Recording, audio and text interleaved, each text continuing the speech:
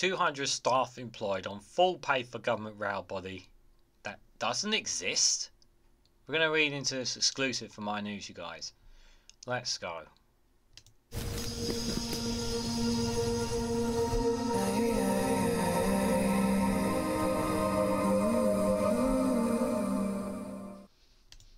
Good morning, good afternoon, good evening, wherever you are in the world. This is Reganelite here with an exclusive for my news with the headline that 200 staff employed on full pay for government rail body that doesn't exist. What? The Great British Railway tells the Eye that staff working on other issues surrounding rail as the project progress stalls. Guys, while you're here, before I give my initial thoughts, you can hit the like button and share across social media so others are notified of this video. Wow, this is so what are we paying them for exactly, huh? This is really, you know, the Eye tends to always keep finding these little interesting little nuggets, news that we come across that I cover here on the channel every now and then. And I'm just thinking to myself, so what are they doing? And are we still paying them? And if we're still paying them, what are we paying them for? It just sounds to me, before we even read into the article, another example of taxpayer money being taken down the drain again. British taxpayers that you and I are paying for, because that's kind of where I'm feeling this is coming across, you guys. And it's really a cause for concern. Let's just read straight into it, shall we? So, 200 staff are employed by the government on full pay to work for a flagship Great British Railway body that still does not officially exist, the Eye can reveal. So what are we paying them for then? Civil servants and consultants have been left twiddling their thumbs, with some attending as few as one meeting a day because of delays to crucial legislation, sources close to the project claimed. First put forward by Boris Johnson in 2021, the Rail Transformation Programme was set up to establish the Great British Railway, a state-owned public body, to oversee the train network. But it has not been formally launched for more than 2.5 years later. So this was a goof up by Boris the dumbass Johnson. There's someone who at the moment has been in hiding. But my God, he won't go away, will he, this guy? So the National Audit Office, the NAO watchdog, is investigating whether the project is delivering value for money and is set to publish in the near future, the Eye has learned. Value for money? What exactly is it doing? The Department of Transport spokesperson said, in reality, substantial progress is being made on our plans to deliver rail reform. Yeah, because you can still get. Can you still get your rail train on time? Are you paying a fair, decent rail rate? Is your fare fair? Is it train coming on time? Are you happy with the comfort of your seat? Oh wait, you're sitting on the floor? Oh, that's because there's not enough trains running. Whose fault is that? A GBR source claimed that around 200 staff and consultants are employed to work on the rail transformation programme, but stressed that only a handful were currently dedicated to the project itself, with the rest helping out other things at the DFT or Network Rail. The former Prime Minister, Mr Johnson, had planned for the reforms to revolutionise the railway, with the GBR set to hold responsibility for rail infrastructure and awarding contracts to operating trains, plus improve punctuality and simplifying tickets. But the project has been slowed by changes of government. The Eye previously revealed that some schemes were set to be scrapped under Liz Truss before it was given a reprieve after Rishi Sunak arrived in number 10. Legislation for the GBR was promised in the King's speech in November, but a draft in the bill was only published this week. Wow, only this week a draft has been made. It is unlikely the legislation will make it onto the statute books before the general election. So we're just wasting taxpayer money here then. The government had hoped to launch the organisation officially last year, but the delays have seen some staff working on the transition team for more than 2.5 years. A White House source said the bulk of GBR was on the shelf and ready to go, but had been slowed by changes in government and a failure to prioritise it. They said the earliest GBR could be functioning would be late 2025 and more realistically 2026. One insider said the workers have been left with minimal to do while they wait for primary legislation to be passed. Now, are Labour going to follow this up?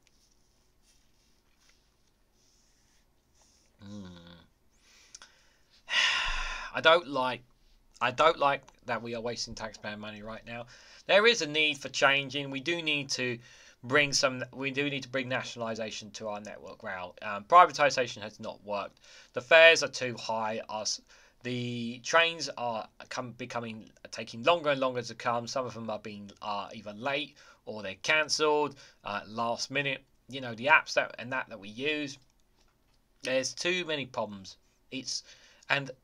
The thing for me more than anything is just as much the cost. So when I travel up to see my parents from where I live, costs us about, and this is with a two together rail card. I'm not going to say how far it is. It's quite a fair distance, but it's like about £26 or something like that for me and my partner to travel up, and that's with a two together rail card. Without a two together rail card, it costs us like 34 quid or something. It's a long way. It really should not cost so much money to travel by rail. In fact, you should be incentivized to use railway, and you're not going to incentivize people to switch from car to rail, especially when you're having to rely on a service that is not reliable and expensive.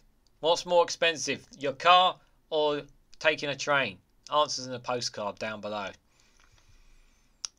They said, we've got a situation where ambitious people are having to sit around and twiddle their thumbs, waiting for legislation to come. Some people have been seconded from other departments and even on secondments from other secondments. Minimal work is occurring currently, with some only having meetings one a day. Some staff are considering leaving the project over this. There is still so little going on. Another said they quit the organisation due to little work before being done. They said, I stopped working there as nothing was happening. It's not been the focus of business whatsoever. Excuse me. So what's the point of this then? As the process has lacked leadership. Now it's entirely possible, and maybe I'm going out on a limb here, guys, but perhaps if Boris Johnson had not got the nudge, and Liz Truss hadn't come in, perhaps maybe this would have been pushed a bit more. Perhaps. I'm spitballing a little bit there, but it's entirely possible that maybe it would have got pushed more.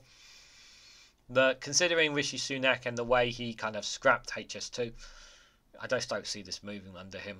Staff at GBR were trying their best, but had to deal with obstruction from the DfT and the Treasury while trying to do their jobs to source claims. And they said the Department of Transport has a lot of civil servants in Whitehall already working on and regulating the rail network. The purpose of the reforms was to redesign the model, but it meant that some of those overseeing the reforms were the same people who you may be legislating out of a job. Another source told the department the major error was including the Department for Transport so closely. The Williams Review, an independent review of the UK's railway published in 2021, found that the DfT needed to change and that the government put DfT in charge of completely reorganising their own organisation. Turkeys don't vote for Christmas.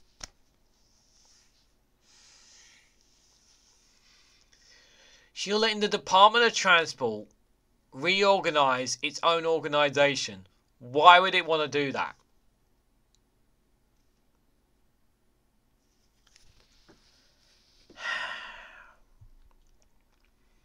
I know. They said the staff on the transition team had decided to cut a number of consultants on the project to try and save taxpayer money when it became apparent that the government had no appetite to progress with the reforms. They said as soon as it became apparent as things weren't going to move as quickly as we hoped, we ramped down consultancy spending immediately. Despite saving some tens of millions of pounds in costs, they have been accrued by the transition team and have charged back to the government through the network rail. Sorry guys, words are going off today. Between March 2022 and April 2023, £33.5 million of management costs were charged back from the GBR transition team to the network rail subsidy, which is understood to be paying staff salaries and consultancy costs. A government source disputed that GBR staff were twiddling their thumbs, but acknowledged that the current arrangements was not ideal. Yeah, I'm glad they acknowledge it. They said, obviously, the lack of primary legislation is not ideal. Plans on team structure and wider organisational reshuffling are still progressing. Some of the Johnson-era reforms have been dropped since Mr Sunak became Prime Minister. Plans to centralise ticketing were ditched in December last year. Well, that was a stupid policy. Anyone who thinks you're getting rid of ticket machines on stations, anyone who thinks that is an absolute idiot, because people need somebody to help them. You know, not everybody knows how to use. First of all, not everybody knows how to use a ticket machine. Secondly, there are some people who need help getting on and off a train. Certain disabilities that people have as well. So it's stupid.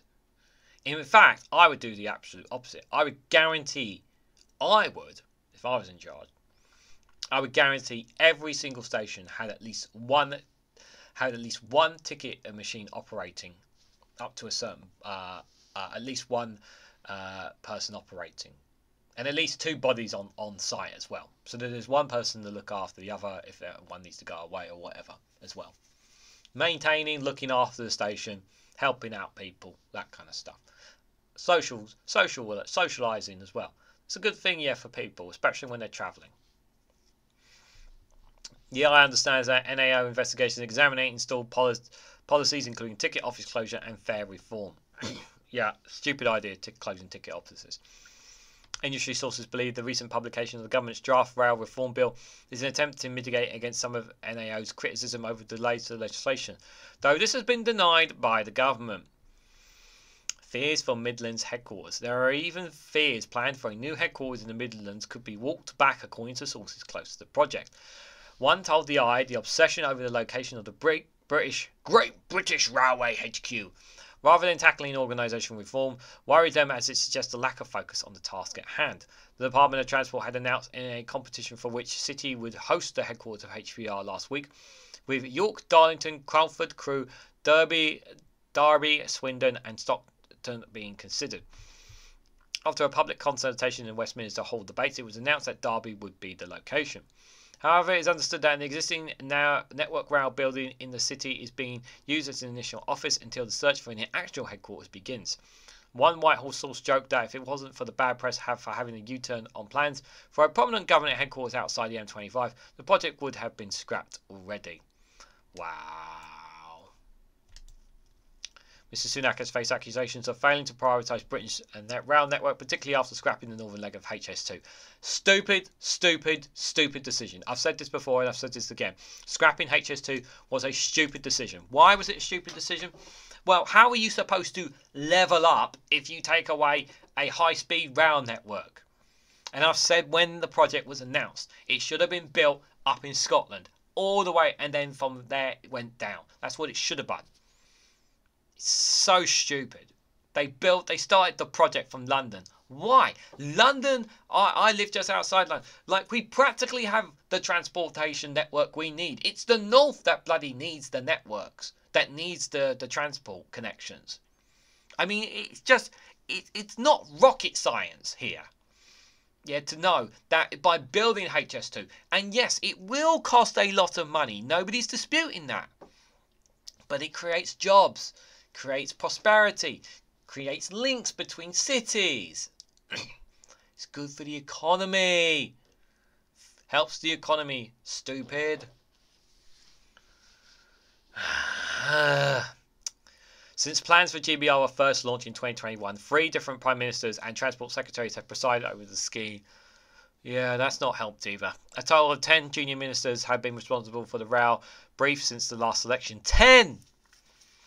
With some serving for around 2 months. Wow. Leading transport expert Christian Walmar said the launch of the GBR has been a fiasco. Yeah, you don't say. He said, I think the whole issue has been a fiasco because of the differences in government over the model. The initial Boris Johnson model would have had centralisation of little involvement from the private sector and key decisions by GBR.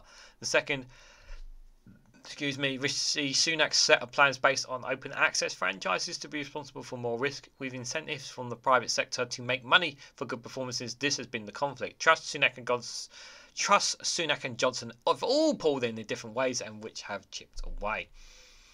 As for the Conservatives railed on different issues, this has been left to its own devices with nobody paying attention on how to sort it out. A DfT spokesman says, these claims are not right. In reality, substantial progress is being made on our plans to deliver rail reform so they can better deliver for passengers, with work continuing at pace. This includes expanding pay-as-you-go ticketing, trialling simpler fares, setting a rail freight growth target, and now publishing the draft bill, all while the GBR transition team lays the foundations for our plans to create a modern and financially secure rail network. I think if it was up to Rishi Sunak, he'd scrap our entire rail network and tell everyone to drive instead. Come and he'd be saying that at the top of his helicopter because the guy has never used a train service before. Not that I know of anyway, but maybe some of you may have seen him on a train before. Let me know. Answers on a postcard. As for this story, I mean, it's a project that Boris Johnson started, got fiddled about by Liz Truss, and now kind of fiddled about by Rishi Sunak, divilling and delaying really the consistent changing in government. Boris Johnson, if he wasn't the lying, sneaking, mishap, corrupt person that he was, perhaps maybe this project would have kept going. If he had still been Prime Minister, if it wasn't Liz Truss and Rishi Sunak, there's a very possibility that perhaps this would have gotten more forward. If Liz Truss had survived longer than her letters, maybe perhaps the project would have been scrapped. But Rishi Sunak is kind of like, kind of playing about with it. And him scrapping of HS2 was one of the most damning things that he could have done to the economy, for the economy's sake, especially up the north as well. I mean, he keeps saying the money's going back into the north. Well, I mean, a lot of money would disappear from HS2 anyway, but what are Labour going to do with Great British Railway, guys? I think that's the question. So what do you guys think? What do you make of this fiasco, this cluster of chaos that is the rail network, the Great British Railway? Let me know what you guys think about all of this and the chaos that is assumed in the comments section down below. If you found this video interesting, guys, please hit the like button. We greatly appreciate it. Share it across social media and hit that bell notification icon so you'll be notified of every time I upload another video. And if you want to financially support me in the work I do here, you can do so by becoming a YouTube member for as little as 99p or joining me on Rumble or Patreon for exclusive content there as well. Thanks so much for watching, guys, and I hope to catch you all very, very soon.